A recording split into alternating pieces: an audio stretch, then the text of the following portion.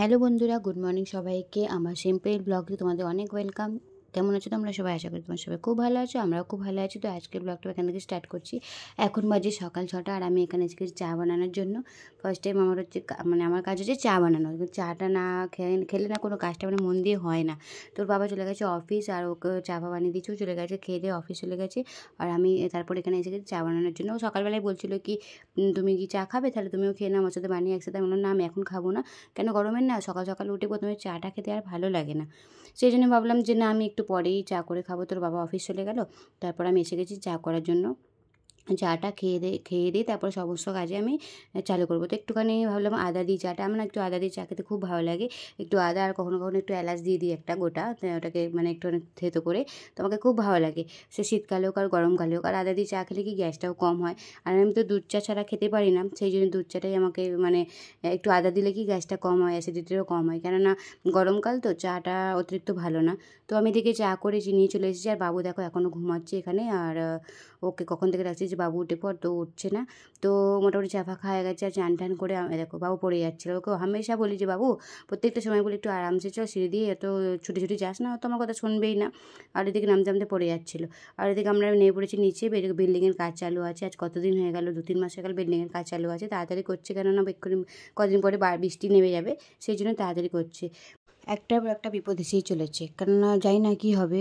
বিপদগুলোকে কিরমভাবে সামলে উঠবো বুঝতে পারছি না। তো চেষ্টা করবো সব রকমভাবে বিপদের সঙ্গে লড়তে আর এগিয়েও যাব। সেই জন্যই ভাবছি, কেননা দেখো না, এই এক প্রবলেম হয়ে গেছে, যে একটা প্রবলেম হয়েছে যেটা তোমাদের ভিডিওটা ইনফ্যাক্ট দেখতে থাকো, বলছি কী প্রবলেম হয়েছে।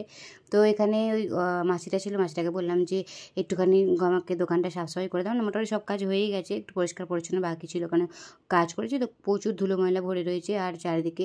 তারপরে অনেক কাচড়াও জমে রয়েছে। তো ওকে বললে একটুখানি ধুয়ে পুছে দাও আর তারপর তুমি করে দাও, আমি আমার কাজটা দেখবো। সাফ সাফাই করে হয়ে গেলে আমি সব জিনিসগুলো সাজিয়ে দেবো। তো এদিকে একটা প্রবলেম হয়ে গেছে কি, রাত্রিবেলা যে কাজ ফিটিং করে গেল, যে ফার্নিচারে কাজ করছিল যারা, সব মোটামুটি কাজ হয়ে যাওয়ার পর একটা কাজ লাগানো বাকি ছিল।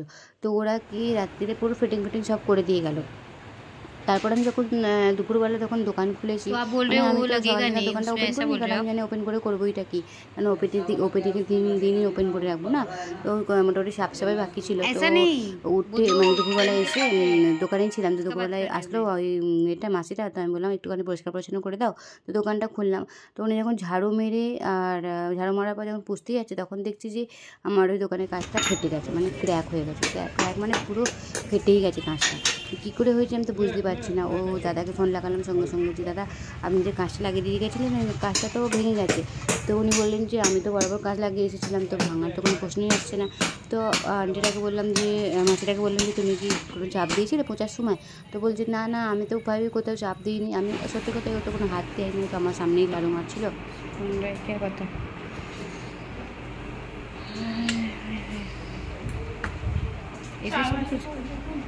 চাইওয়ালাই কর, তুই গলাতে ঘুরে তুললে যাবে, নলে যাবে না। হ্যাঁ দেখাও, আর এখনও আছে বাবু, দিকে বস, তুই চুপ করবো, মোবাইল আছে পিছিয়ে দে। তো একটার পর একটা প্রবলেম লেগেই আছে। এদিকে আমাদের যে জেন্টস সেলুনটা যে আমরা চালু করেছি, তো তার যেটা স্টাফটা যে আসবে, যে কাজ করবে ছেলেটা, তাকে তো মোটামুটি ফাইনাল করা হয়ে গেছে। 20 তারিখ থেকে তার মোটামুটি চালু হয়ে গেছে, পগার চালু হয়ে গেছে, ঠিক আছে। এবার মাইনে চালু হয়ে গেছে। এবার তাকে যে ফিক্স করা হয়েছে, তার মোটামুটি সব ঠিকঠাক ছিল। তো সে রোজ ফোন করছিল কি ম্যাডাম আমি আসবো কি। আমি বললাম যে তারা কাজটা পুরো ফাইনাল হতে দিই, সাফ সাফাই হতে, তারপর তুই আসবি। কেননা ছেলেটা না ওখানেই থাকবে, তো ওখানেই থাকবে আর দোকানেই খাওয়া দাওয়া করে দোকানেই সব থাকবে। তো সেই জন্য সে বলছিল তাহলে সব সাফাই হয়ে গেলে, সব পরিষ্কার পরিচ্ছন্ন হয়ে গেলে তাহলে আমাকে ফোন করো, তো আমি চলে আসবো, সামানপত্র সব নিয়ে চলে আসবো। আমি বললাম যে ঠিক আছে, তো সব কিছু হয়ে যাক তারপর তোমাকে আমি ফোন করছি। তো ফোন করেছিলাম, তো ও বললো যে ঠিক আছে আমি 12টা নাগাদ আসবো। তো 12টা নাগাদ আসেনি। তারপরে আমাদের আরও কাজ কিছু বাকি ছিল, তো সেই কাজগুলো হয়ে যাওয়ার পরে তো বিকেল থেকে তাকে ফোন করা হলো। বিকেল এই 3টে নাগাদ তাকে ফোন করা হলো যে কী রে তুই এখনও আসলি না। তো ও হঠাৎ করে জানালো কি ওর নাকি কোনো জামাইবাবু মারা গেছে হঠাৎ করে। তো আমরাও তো খুব চিন্তায় পড়ে গেলাম। এবার ও বলছে ও আসবো না, চিন্তায় পড়ে গেছে যে কী করে কী হবে রে বাবা, কী করে ম্যানেজ করবো কিছু বুঝতে পারছি না। তো ওর বাবা বললো যে ঠিক আছে শান্তি রাখো, তো চিন্তা কম করো, আমি পরে দেখছি ফোন করে কী হবে। তো অন্য ছেলেকে একটা বলা বলা আছে, কিন্তু এই যেহেতু ফাইনাল হয়ে গেছে সেহেতু অন্য ছেলেকে আর বলা হয়নি। প্রথমে তো একটা ছেলে দিকেই স্টার্ট করবো, কেননা দুটো ছেলে তো সম্ভব না এই মুহূর্তে রাখাটা, আর কাজও দেখতে হবে কিরম কী হচ্ছে। যদি আগে যেয়ে ভালো হয় তাহলে আগে গিয়ে আবার চিন্তাভাবনা চেঞ্জ করতে হবে। তো সেই জন্যে ফোন করা তখন হলো না, পরে ও বললো যে যে যাওয়া হয়ে গেছে। ও সামনে থেকে ফোন করেনি, কারণ হয়তো খুব চিন্তার মধ্যে ছিল, সেই জন্য ফোন করে জানাই উনি। তো আমি তো খুব চিন্তা করছি কী করে কী হবে, যদি না আছে তখন কী করে কী করবো। কালকে ওপেনিং আছে, তো বুঝতেই পারছি না যে রবিবারে ওপেনিং আছে, হবে কি হবে না কিছু বুঝতে পারছি না। তো ওর বাবা বললো না চিন্তা করো না, পরে ফোন করবো, একটার পর একটা বিপদ এসে যাচ্ছে।